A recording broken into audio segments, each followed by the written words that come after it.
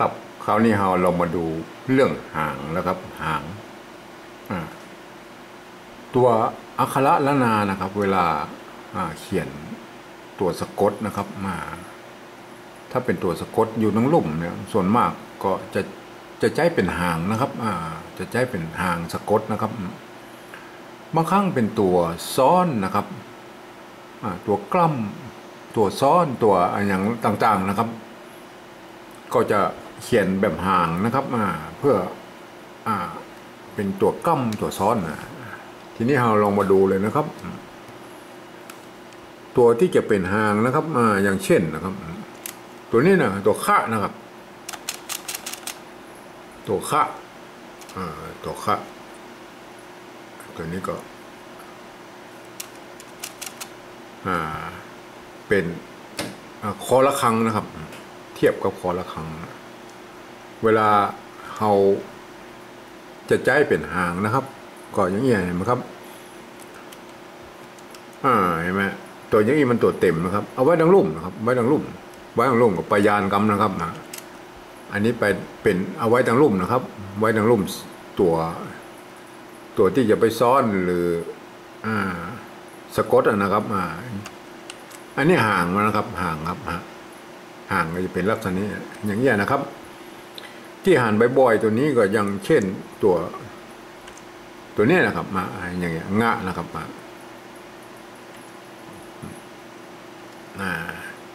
ห่างนะครับตัวนี้ห่างคะนะครับห่างคะนะครับ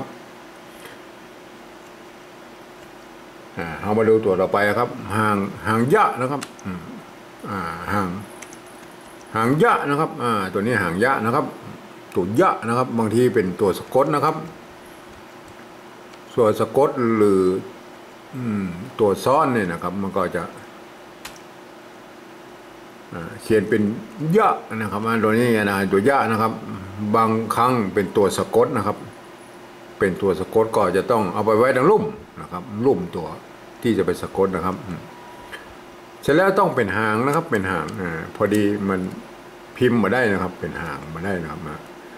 เพราะนั้นวิธีที่จะเขียนอันนี้นะครับมันก็จะต้องต่อเอานะครับแทรกนะครับมาแทรกรูปร่างนี่นะครับเส้นตรงเนี่ยก็ใช้วิธีต่อแล้วครับแบบนี้นะครับ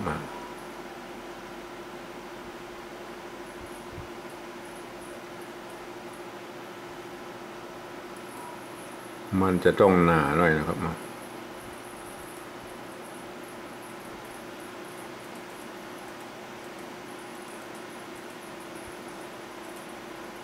หนาหน่อยเป็นหางขึ้นนี่แหละครับ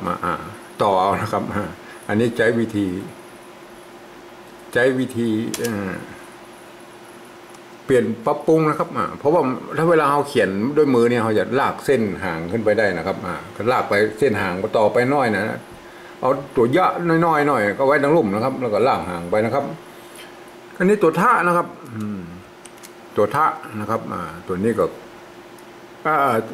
ตัวละทะนะครับตัวละทะ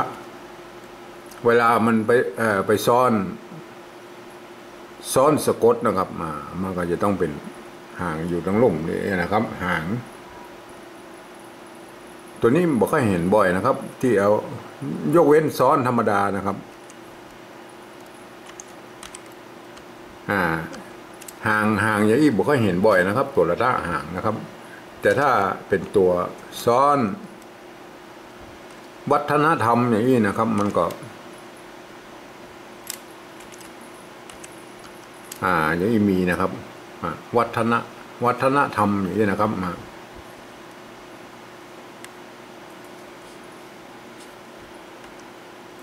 วัฒนธรรมนี่นะครับอย่างนี้เห็นบ่อยนะครับอย่างนี้นะครับวัฒนะซ้อนนะครับแต่เป็นหางนี่บ่ค่อยหันบ่อยนะครับต่อไปนะครับตัวสะนะครับ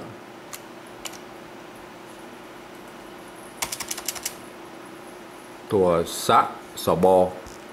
สะสอตัวสะนะครับ เวลาเป็นหางก็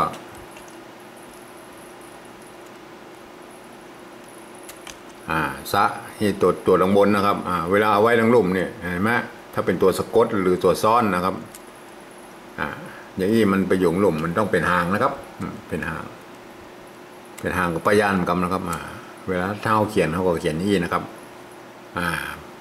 ทีนี้มาดูแถมตัวหนึ่งก็คือตัวสะสอเสือแล้วครับสะตัวสะนะครับอันนี้ก็เหมือนกันนะครับเหมือนเดียวกันนะครับปกติแล้วมันจะต้องใจสะตัวนี้นะครับเป็นเวลาสะกดนะครับหรือซ้อนนะครับตัวต่อไปครับตัวละนะครับตัวละเวลาซ้อนอยู่ตรงลุ่มนะครับซ้อนอยู่ส่วนสะกดนะครับอย่างนี้นะครับมันก็จะเป็นละน้อยนี่นะครับเวลาเป็นตัวสะกดนะครับเป็นตัวสะกดหรือเอาไปซ้อนในรูปอย่างอื่นนะครับเป็นตัวสะกดนะครับส่วนสะกดมันก็เป็นห่างอย่างนี้นะครับละห่างละนะครับต่อไปก็ตัวจะนะครับตัวจะเวลาเป็นตัวสะกดนะครับตัวนี้บอกให้ได้เห็นบ่อยเพราะว่าไม่ได้เอามาสะกดกันนะครับอันนี้ห่างจะเป็นอย่างนี้นะครับห่างจะนะครับแต่บอกให้เห็นบ่อยนะครับตัวห่างจะสะกดนี่นะครับเพราะว่ากรรมสมัยใหม่ที่เพื่อนบอกเข้าใจกันนะครับตัวทอสันฐานนี่ตัวละทะนะครับทอสันฐานตัวนี้เขียนได้2แบบนะครับเขียนได้2แบบนะครับก็คือตัวละทะเนี่ยนะครับแล้วก็หางทะเนี่ยนะครับเ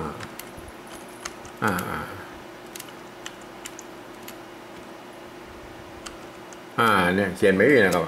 หางทะเนี่ยเขียนได้2แบบนะครับตัวนี้นะหางทะหางตัวละทะเป็นไรครับหางตัวละทะเนี่ยว่าเวลาเอาไปแหวงลุ่มมันจะต้องเป็นหางนะครับต่อก็คือตัวยังเนี่ยนะฮะพยานของคำหางตัวละทะมันจะเป็นหางแบบนี้นะครับเนี่ยฮะเอาไปต่อก็ตัวละทะนะครับบางครั้งก็เห็นบ่อยนะครับตัวนี้นะฮะเวลาตัวสะกดอย่างเศรษฐีอย่างนี้นะครับอย่างเงี้ยนะครับครับตัวต่อไปนะครับตัวหน้านะครับ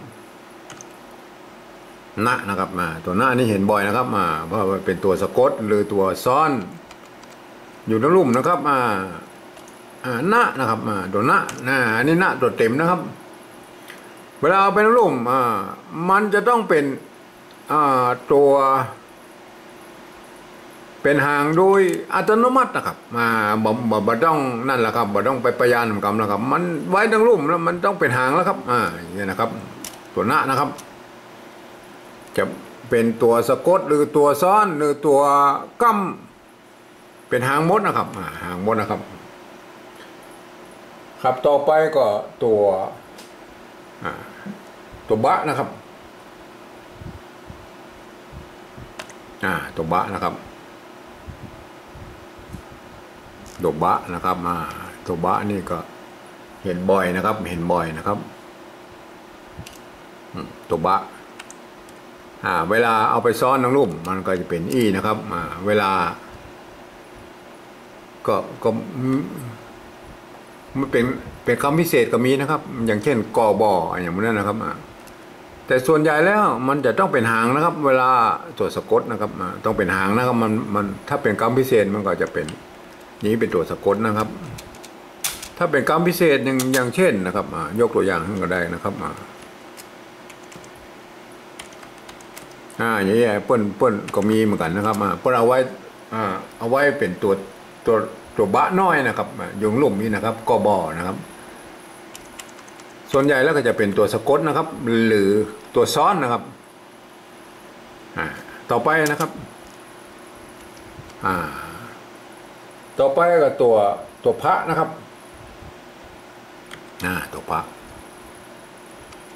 พระนี่กับห่างแบบเดียวกันนะครับแต่มันจะมียักษ์มันจะมียักษ์ใหญ่หน่อยไหนมันครับคล้ายๆกับตัวบะนะอย่างเช่นบุปผาอย่างนี้นะครับบุปผาอย่างนี้นะครับตัวนี้นะครับ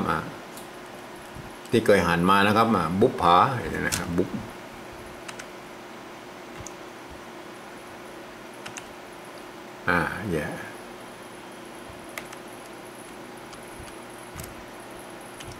บุปผาอย่างนี้นะครับอย่างเช่นมันจะเป็นตัวต่อไปครับตัวปะนะครับอันนี้ก็เหมือนกันนะครับตัวบะหรือตัวปะป้อมนะฮะห่างอันเดียวกันนะครับหรือจะเป็นปะห่างยาวกับเหมือนกันนะครับเหมือนกันนะครับสำหรับตัวปะนะครับตัวปะนั้นนะครับเวลาซ้อนนะครับเวลาซ้อนทั้งลุ่มนี่มันส่วนมากอย่างนี้บอกเคยหันนะครับมันจะต้องเป็นหางครับจะต้องเป็นหางนะครับเวลาซ้อนอย่างนี้หรือเป็นตัวสะกดแล้วครับเป็นตัวสะกดมันอยู่มาได้ตัวเดียวแล้วครับมันจะต้องมี2ตัวนะครับอย่างเช่นตัวมะนี่เป็นตัวอันดับ5นะครับในท้ายวรรคนะครับเวลาไปขึ้นไปซ้อนตัวปะเนี่ยนะครับอย่างนี้นะครับเห็นไหมมันไม่ได้ซ้อนอย่างนี้นะครับมันต้องซ้อนเป็นหางนะครับอย่างนี้นะครับมันซ้อนเป็นหางนะครับอันนี้ทีตัวต่อไปนะครับตัวมะนะครับ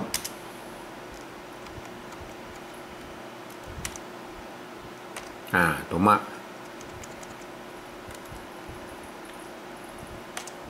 ตัวมะตัวเต็มนี่นะไว้ทั้งรุ่มนะครับไว้ทั้งรุ่มเหมือนกับตัวหน้าเลยทันทีนะครับอัตโนมัตินะครับถ้าอยู่ทั้งรุ่มต้องเป็นหางแล้วครับจะเป็นตัวกั้มนะครับตัวมะตัวฮะตัวมะตัวมะผสมกันเป็นตัวมะหรือเป็นตัวสะกดนะครับเป็นหางมดนะครับเป็นหางมดนะครับตัวต่อไปตัวเนี้ยนะครับเนี้ยนะครับตัวนี้ตัวเนี้ยเนี่ยนะตัวนี้ก็เหมือนกันนะครับตัวนี้ก็เหมือนกันเวลาอยู่ทั้งรุ่มแล้วมันเป็นหางมดครับตัวกั้มตัวอย่างนี้นะครับเป็นตัวกั้มเป็นสระเป็นตัวสะกดไม่รู้มันอยู่ทั้งรุ่มแล้วปั๊บต้องเป็นหางมดครับต้องเป็นหางมดนะครับ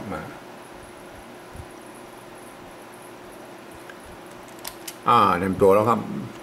อันนี้มันไม่ใช่หางนะครับกันย่อน